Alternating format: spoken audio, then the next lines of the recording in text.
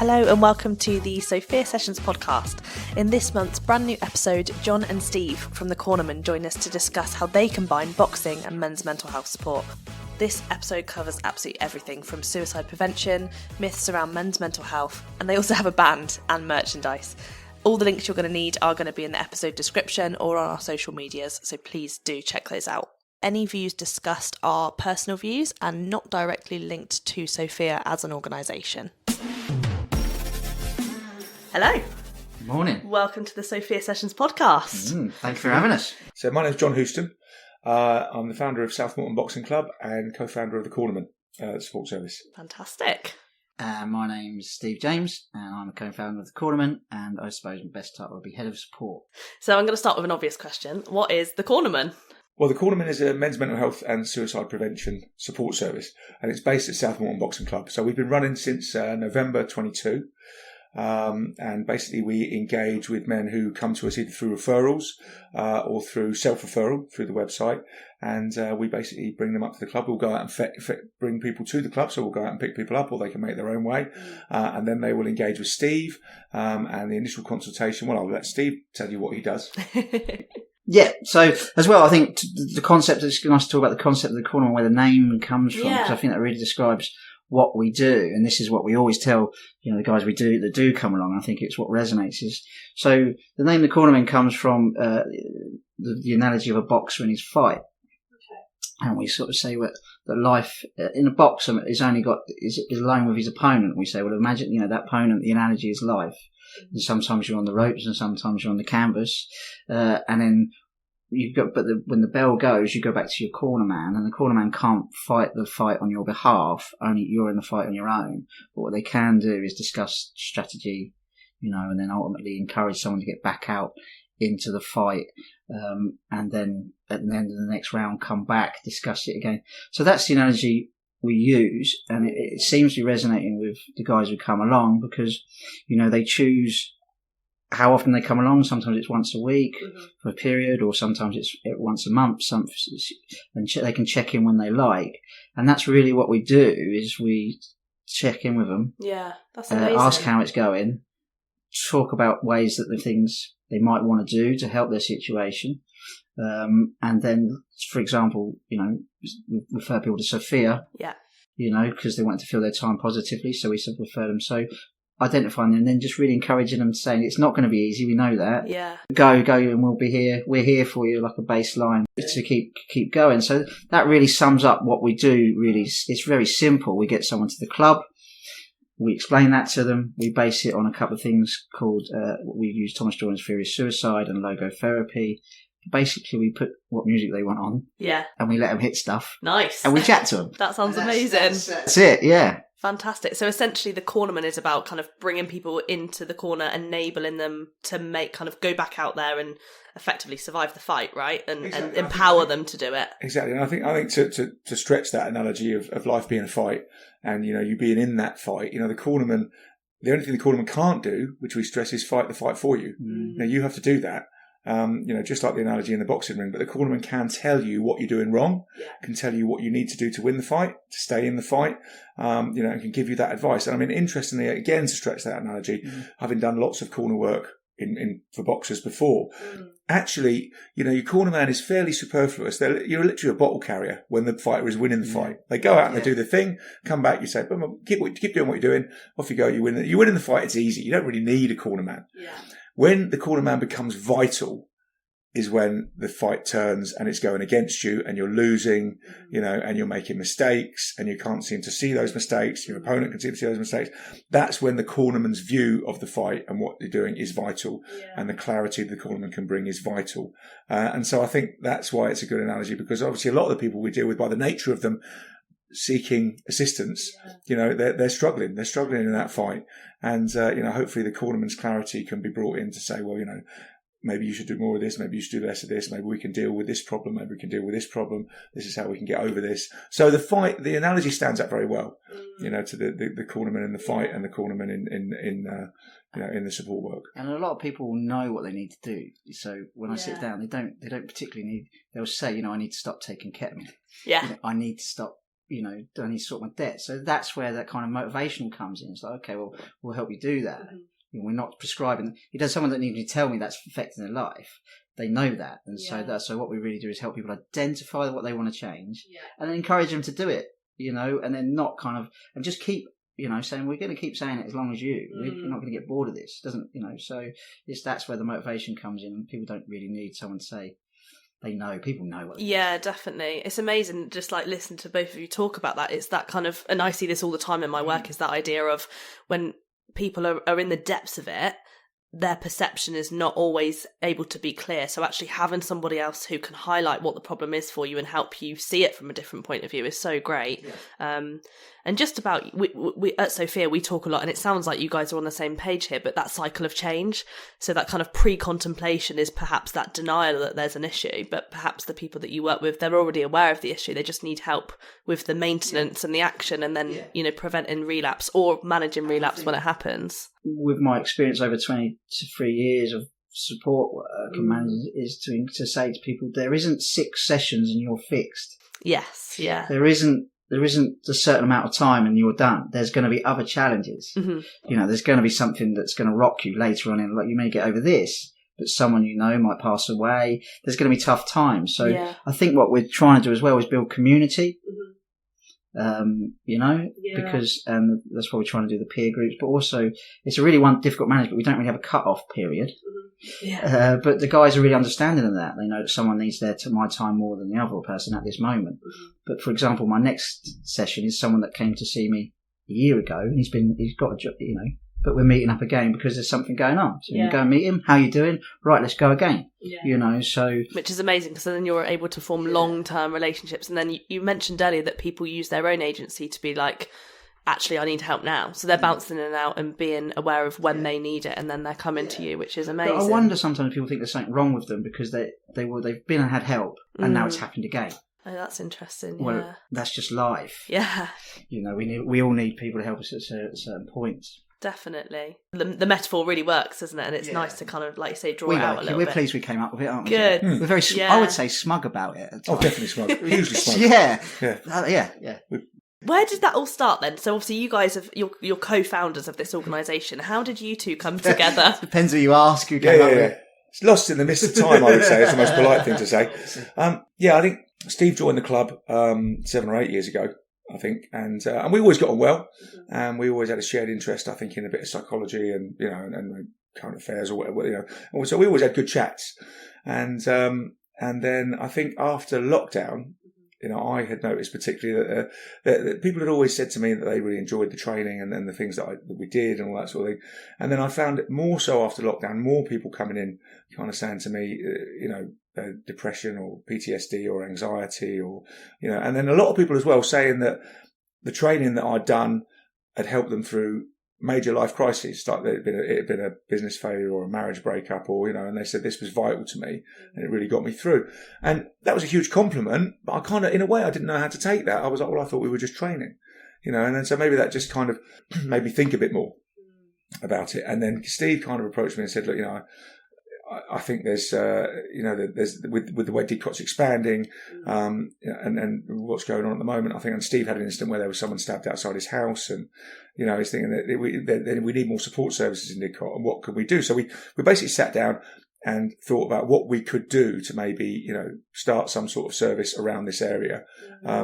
For needs that we had, and then that conversation morphed quite quickly into the sort of specialities we had. Obviously, Steve came from the sport background, and that we were going to look at men's mental health and suicide prevention, and then the idea came to bring it into the club and really utilise that training, which just really was one of those things that all of a sudden seemed to fit really well from these loose ideas about a support service helping people doing something positive for the community and helping our community, that all of a sudden seemed to fall into place. Well, we already had a community, and we were already doing things that were positive, but we could really bring Steve's professionalism, speciality to that. Because although I felt, and it was nice for people to say that, you had a positive impact on me, I didn't have any sort of formalisation of that or speciality in that. And that was where Steve came in. You know, I knew that hitting things was good for people's mental health, you know, but how did we use that and how did we direct that and how did we utilize that to do what we wanted to do? And that's really where Steve's professionalism came in. So we took the kind of the club and the positive community benefits that we thought that had, and we took Steve's specialism and expertise in, and we just put those two together to kind of create the Cornermen. That's really cool. I think there's something about being physical when you're talking that for some people is so much easier. So I do a lot of like one-to-one support, so I'll go into schools, you know, but for some people, particularly like the young boys I work with, they're anywhere between the age of about 11 and 16. Some of them cannot cope with sitting down like this, and so we'd have to go in and walk, or we'd play table tennis. Yeah, you're all right. Do you need a breather? You saw us fiddling around when we came in and that. I should have brought some fidget toys or something. But, you know, so yeah, just the fact that you're able to kind of have that connection whilst doing something that's... Well, I think you've touched on straight away one of the underlying principles really of the Cornermen is that we're trying to address men's mental health and obviously, like I say, any sort of suicidal ideation. And men don't talk very well in one-to-one situations, as we're doing here, and we're facing each other.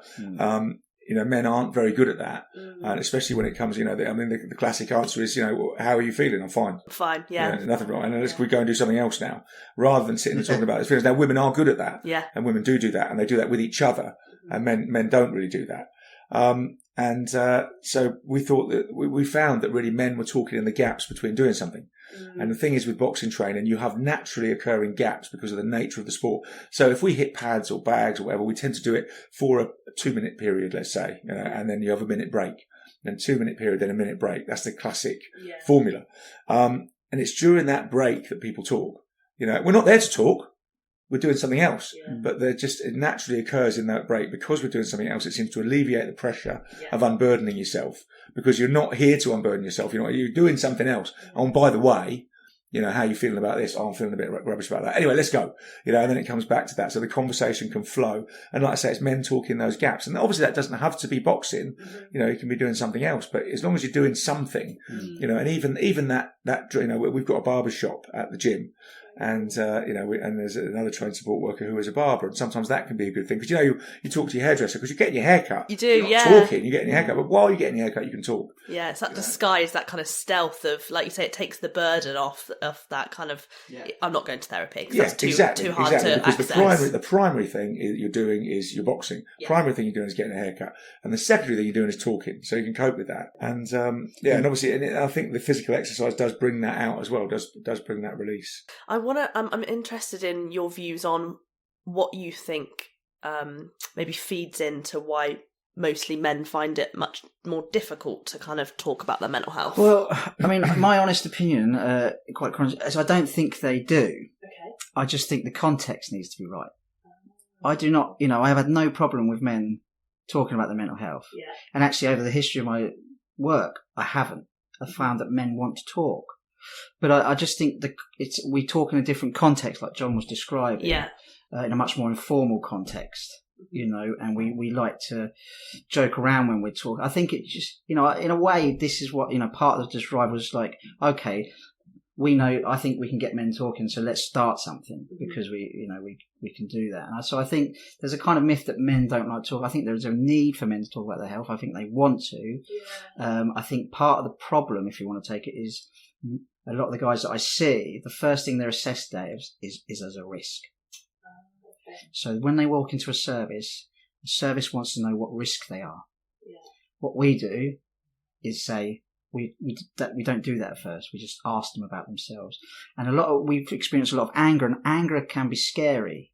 So we've had a little documentary made, which I mean, it's on our website if you want to see it. And on there, Matt Williams, who's knows his stuff around men's mental health, talks about, you know, places where men can use that aggression. Yeah. So I think we're not scared of that. So we're used to it. We're comfortable. So when someone's upset, a lot of men get angry, and that is intimidating in a room. If you're sat with someone, they're getting angry.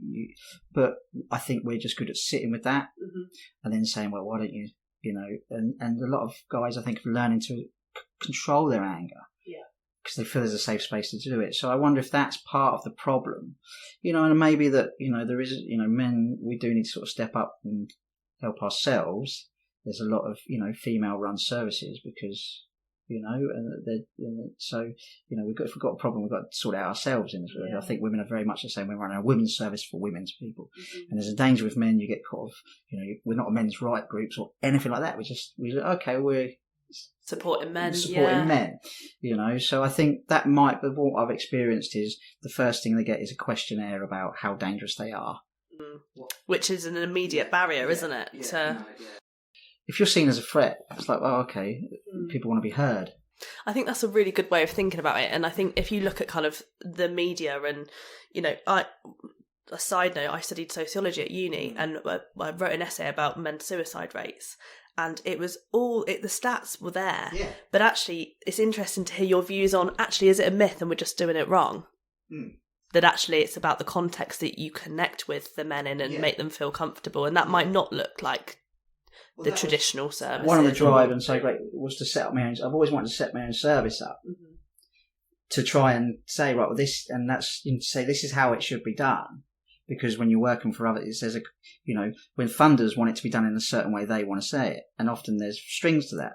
This is how we believe things should be sold. And what they want is a kind of set thing. We want this package that's going to solve for everyone. But as we all know, everyone's individual. Yeah, definitely. One thing doesn't work for everyone else. So what the beauty of we've got is that we can get someone in and we can hear them tell us what their issues are, hear them tell us how they want to solve it, and then we just encourage them to do it. Yeah.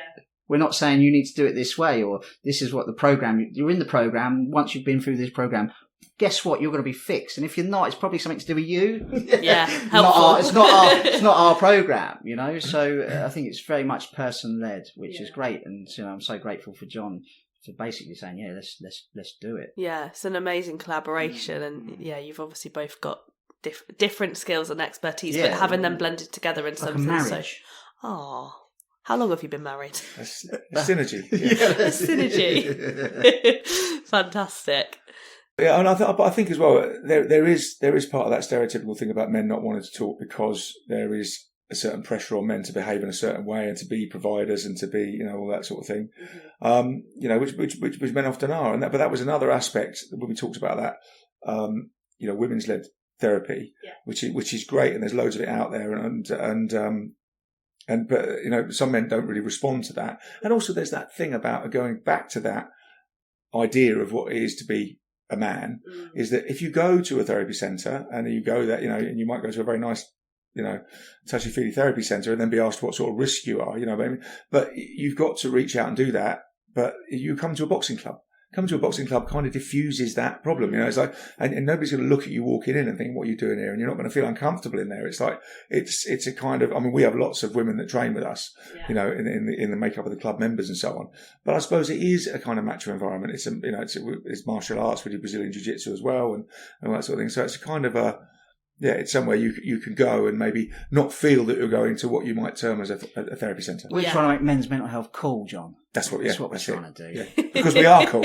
Absolutely. It's been said many a time. I think Nikki can tell that just by looking at us. Very, very cool. Rebrand. No, but I think we are trying to normalise it. I think that's what, doing it in a normal setting and saying this isn't a programme, this isn't something, this is, we're going to help you, because we see a lot of people come to me say, my head's effed. We're on, and then they'll describe something, like a marriage breakup or grief.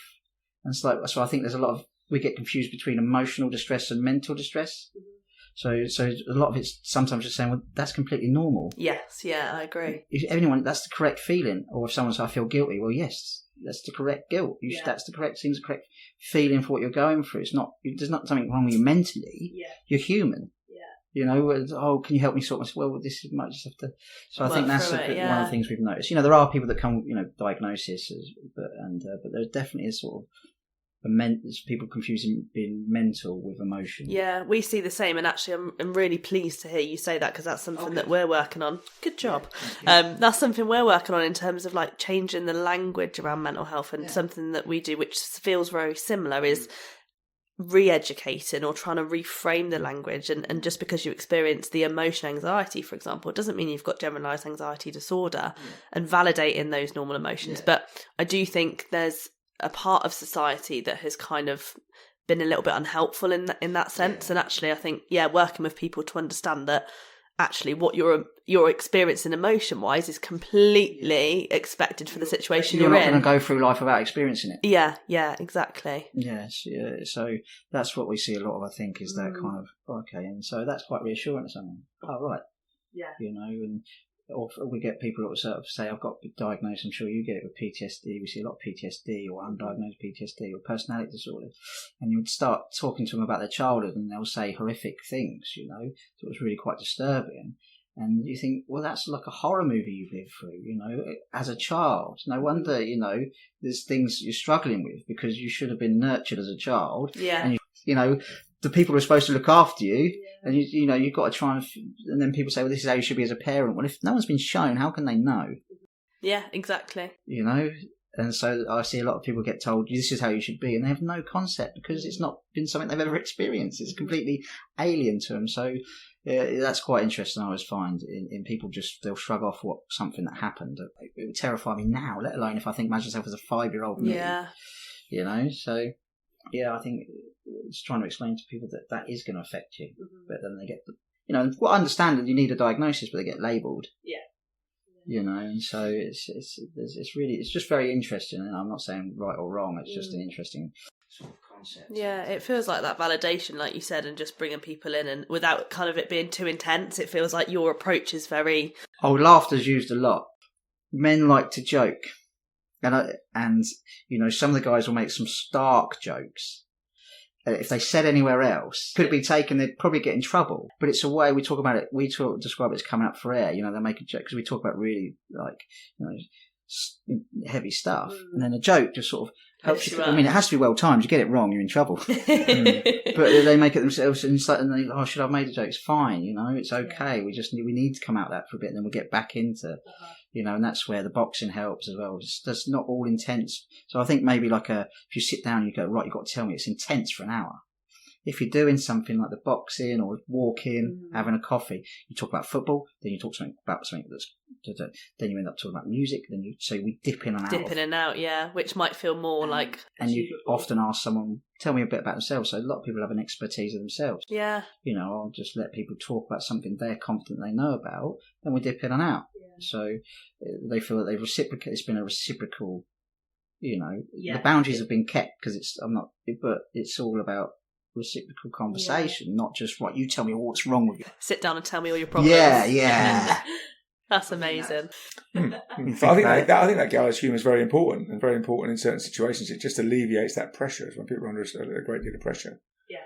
And I've seen that particularly in soldiers as well. I mean, I always remember one time we had when I think it was about 2009 when there was a lot of pressure in Helmand province, and we had a load of soldiers who were on the boxing team for the rifles. We had connections to the rifles at that time. We had somebody training in the club who was a reserve colonel there. So we did a fundraising for them, and the boxing team came down. And they'd all been injured in Helmand province to certain degrees, and one guy was Corporal Ferguson. He'd survived. He'd lost both legs and an arm and an eye in Afghanistan. He was only early 20s. And he was the most injured serviceman to ever survive on the battlefield. And he was brought back, but obviously we went out with those guys, and we took them out, and then we took them to the show, and then we went out with them afterwards. The gallows humour between them was phenomenal, and you wouldn't have for example, we played the national anthem because the Rifles band came down. They played the national anthem before the boxing. Everybody stood up. Corporal Ferguson has lost both legs in a wheelchair.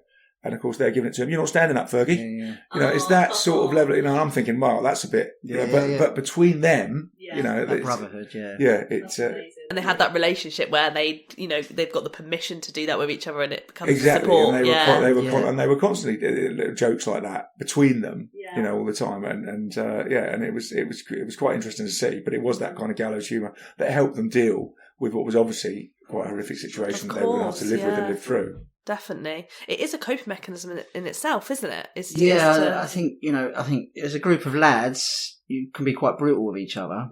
But if someone's there's that real fine line between you all have to be involved in it, otherwise it's bullying. Yes.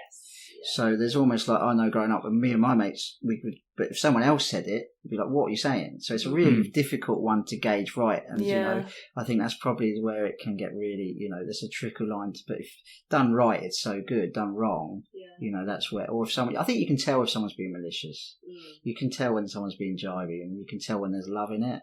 And I think if there's like joking with love, I think it's quite bonding. Yeah, definitely. I think it's about communication, isn't it? Like, Absolutely. we all have very different ways of communicating, and I see this at Sophia and even outside Sophia, actually, in terms of, some people communicate through behaviour, some people communicate verbally, some people communicate through humour, and I think, it is about having that respect with your friends and that's where it comes down to that individual again. So we don't jump in like that, but you get someone who's talked to them and you listen to them. You can say, you find out what they like, especially because I did work with autism. So with autism, you've got to find a way to communicate with someone. Yeah, 100%. And it's different with everyone, and I think we're all a bit like that. So you've got to find what the kind of unlocking how to get into what that person likes. Yeah, what's the hook? What's their, what do they want to talk about? What's their kind of personality? And then that's the beauty of being able to have a service where you can just freely adapt it. Because a lot of guys come to start with a box and we don't end up doing a box. We go walking. Yeah, okay. Go for a coffee. I've even a couple of occasions sat and watched Law and Order around someo's house. Nice. And golfing, which I was terrible at. So it's about, in those, but, I think people appreciate, so, the lad I do see does have autism, but, I'll sit and listen to him talk about, I actually find it, Law and Order. And that's his special interest, is it? And then we go to the club another time. Yeah. It's about finding people where they're at. That's amazing. And actually to have a service that you guys have created that allows that level of like differentiation is so good. And like you were talking about funding, sometimes funding doesn't allow. And that's one of our biggest challenges is being able to go to funders and be like, look, we do it this way and it works. Let us do it and let us prove to you the impact. And that's challenging, but... Yeah, exactly. Because some of the because I'm a big believer in atmosphere. So especially, I ran a Mayor Oxford for 14 years. Because you can sense when someone walks into a room, you're all in a room, and then someone walks in a bad mood. You can feel it. Yeah, 100%. You can pick it up. You can sense when someone's positive comes in the room. So to try and say to funders, we're trying to make a great atmosphere is really hard, but it's so important. Yeah. If you're running a community as I was, everyone has to feeling is, and I say it to the guys, even if you come, we don't talk, but if you're depressed and you come in, we exercise, you have the music you like on, we just joke around for an hour. We don't do anything deep, but you walk out of here feeling good 1 hour in your week. Yeah, it's a win, isn't it? Yeah. So, and it takes the pressure of having to talk. So, where music comes in as well, John. That was my next question. I hear there's a band. I've been sitting here patiently to talk about the band. Please talk about the band. Yeah. Please talk about the band. When we talk about marriage, like I can feel my wife's getting ready. Yeah. So she doesn't even have to. Yes, Sorry. There was a band, and that came about. I suppose only a few years ago. I started playing guitar and just having fun, and I found it. I just took to it immediately, and I found it. Funny enough, I found the music and a big thing for my own mental health, and I found it very absorbing and really enjoyed it. And then me and Steve in July 22, we'd had this idea for the Cornermen, and we thought, what do we do to make it a reality? And we thought, well, the first thing we need to do is raise some money, and so we set about crowdfunding.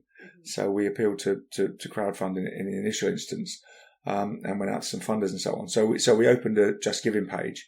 And we were going out doing that. And a friend of mine, who was actually my guitar teacher at the time, he was doing an open mic session at Bounds at the Boundary. Ah, cool. And he said, why don't you come down on Sunday? And he said, I'll put you on first. So because I'd started doing these open mics where you just go along and play 2 or 3 cover tunes. And he said, come along and do that. And they said, then you can talk about your fundraising. So I thought, great. So I went along to this Bounds on the Boundary. There were a lot of people there. It was a nice stage, lovely day. And so me and Steve went up on stage and I sort of shouted out initially, we are the Cornermen. Fist pumped in the air, and everybody went, "Way!" And then I had to sort of backtrack and say, "Well, actually, we're not a band called the Cornermen. We're just here it's a men's mental health and suicide prevention service, kind of killing the mood." Yeah. And we're looking for donations. So I explained that, and then I played, murdered a couple of tunes and went off. But it did make me think, what a great name for a band it is. Yeah, I never thought of that before. Name, what a great name for a band. So I thought, right, well, maybe we'll do one gig, and I said to Tom, the guy that was my guitar teacher, and I said to another guy who played drums, and they're both very good musicians. I said, could we do we'll put together a band called the Cornermen. We'll play a one-off gig in Abingdon as part of the fundraising. Yeah. So we'll try and raise some money. So we did that. And that went all right. And then somebody else asked us to do something else. And it was really a one thing led to another situation. Every time we do something, it leads to something else. Yeah, it's quite organic. Yes. So we ended up, and then I started writing some songs and then a friend of mine said, "Oh, you really need to record these songs." And he'd seen it recorded. So I was like, "Really? Oh, that seems a bit over the top." And he was like, no, honestly, go along. He didn't take a lot of convincing. No. So since then, so over the summer, we did, I think we did 80. So that was so we did that first gig at the end of 22. And so over 23, I think we did, 16 gigs. Oh, wow. We played a live gig on BBC Radio Oxford. We played the O2 in Oxford. We played Jericho Tavern. We played lots of festivals, like Funk Fest and stuff. Yeah. We released 14 singles, including a Christmas single, which got quite a lot of radio play on Radio Oxford. I had no idea you guys were such big dogs. No, I didn't. Yeah. So I'm nowhere near it. And I'm then going to Spotify you. Well, we released all that music on Spotify, and then funny enough, we started. We released the first single in November 22 on Spotify. And I just thought, wouldn't it be cool to have one single on Spotify? So we did that. And then in April 22, as a complete surprise, we started getting paid by Spotify. Oh, wow. So we started earning, £100, £150 a month from Spotify from all these streams. So, and that's been going continuously. So obviously that goes straight back into the service, and all the money we get from gigs goes straight back into the service. So, So, and also it most importantly, it gives us a platform to talk about the service as well. So when we go and do these gigs, we're like, we are the Cornermen. Yeah, so you're using it to kind of raise the profile. And the Cornermen is actually a men's mental health and sports service based at South Boxing Club, and we're going to sing some songs about, and we talk about that. And so people have come from those gigs. And it's not that people feel suicidal after the gig. Yeah. It's not that. It's not the way to read it. I've heard your music. No, it's not like some kind of weird, sick way of getting coming up. I need some support. It's a real message. You play it backwards. Go and see the Cornermen. Yeah.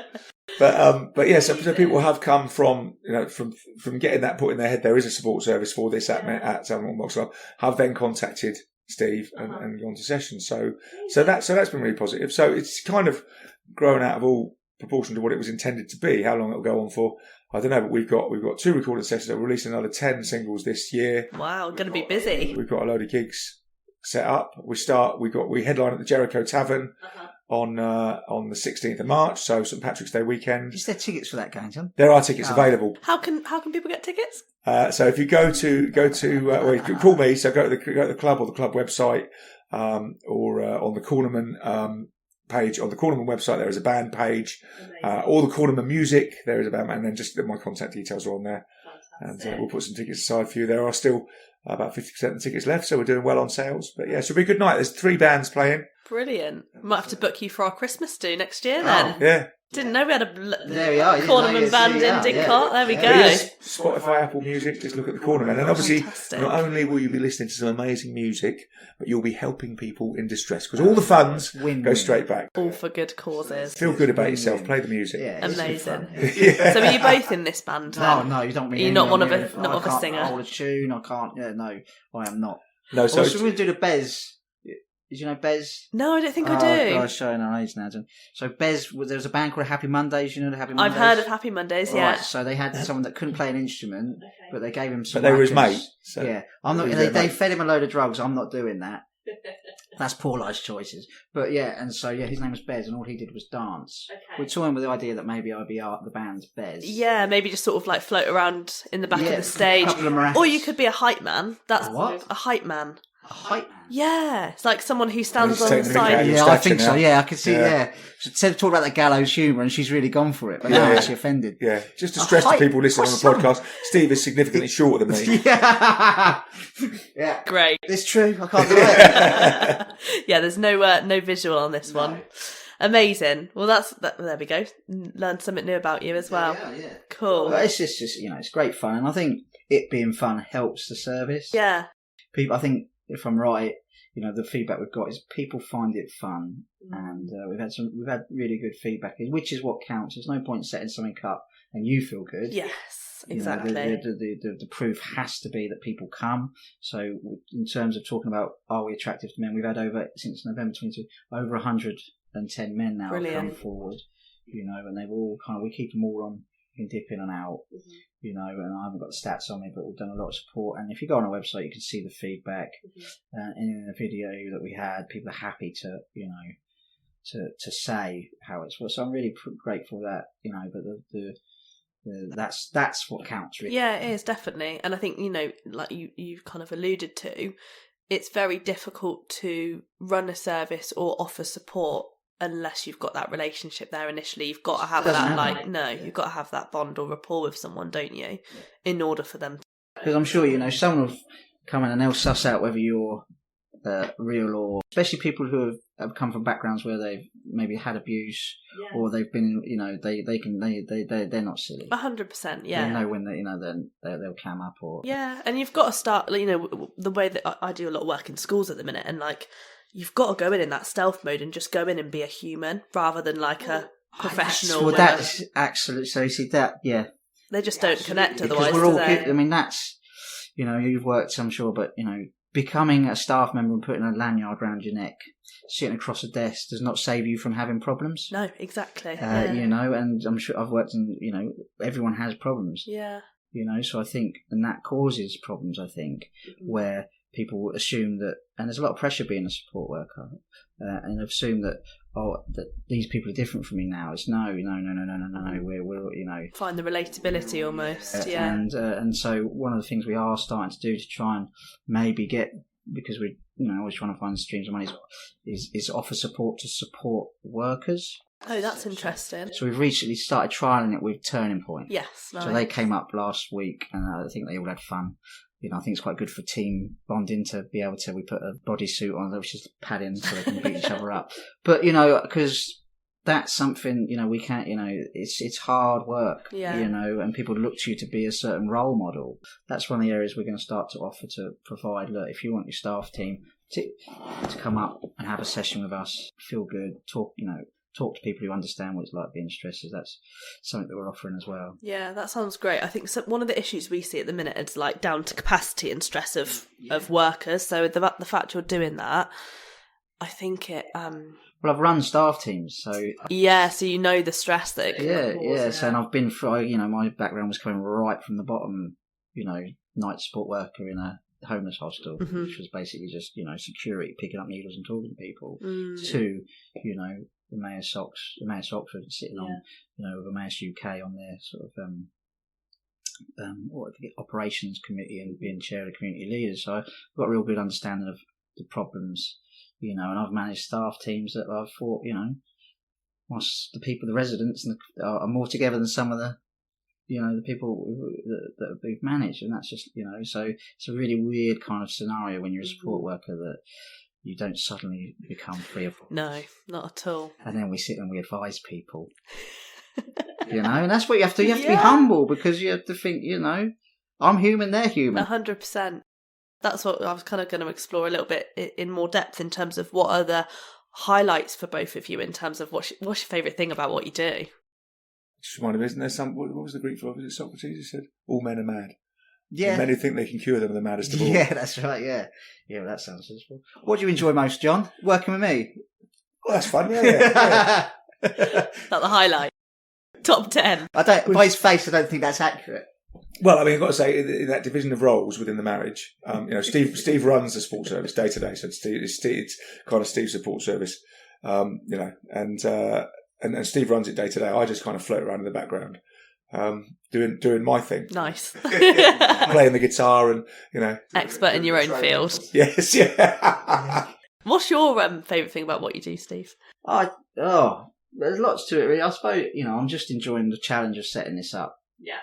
Because we're not out of the woods yet in terms of funding. We've got to keep chasing that and proving what we're doing.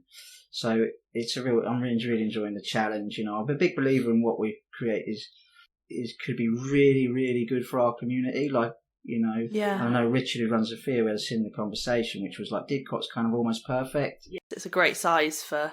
and I kind of, that really resonated with me. I think, if we're given the opportunity and we can keep going, I think we can make something really special for our local community. And that's not talking about myself. I'm talking about the lads I'm working with. Some of these guys, probably people would see them in the street and think, oh, they're part of the problem. But there's a desire in them to be better, of course, yeah, men and better people for their community. So, if we can really have a good run at that, and we can, like John said, I had someone stabbed outside my house. So, I don't want that. I want to live in a good community. So if we can, the opportunity you don't often get the opportunity in your life to be able to create something like that. And I'm really grateful to, and to do it with John. And, we've got an opportunity. I hope we can keep doing it is the main thing, but what will be, will be. Definitely. We'll keep trying anyway. Yeah, well, that's all we can do, isn't it? So, amazing. So, just to kind of round up for today, if people did want to get in touch or find out more about what you do, what's the easiest way for them to do that? The easiest way really is, we're on Facebook. We've got the website, www.cornermen.org. Instagram.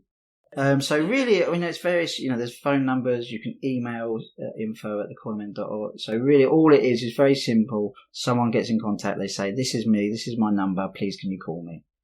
So we take this really no frills. All I do is I ring them, say, do you want to come have a look round? We show them round, tell them how it works. It's completely up. So there's no massive paperwork, there's no forms to fill in. So it's literally just get hold of us. Easy to access, which takes away again another barrier, doesn't it? If you filling out a 10-page form, yeah. What blood type are you? So yeah. Okay, great, perfect. Well, thank you so much for coming on. It was great to meet you both properly. Fantastic. Great. Cheers, Nikki. That's great. A massive thank you to John and Steve from the Cornermen for coming on to the Sophia Sessions podcast today. What an amazing discussion that was, and thank you again for all the amazing work you are doing in South Oxfordshire. As always, if you are enjoying the Sophia Sessions podcast, please don't forget to like, share and subscribe. And if you want to find out more about what we do at Sophia, you can visit us on our website, or you can email us at wellbeing@sophia, that's sofea.uk.com. A little sneak peek into what we have coming in April. As many of you will know, April is Autism Acceptance Month, and we have a very special group of young people who are going to be coming on to talk about their experiences of being autistic. So watch this space for updates on that.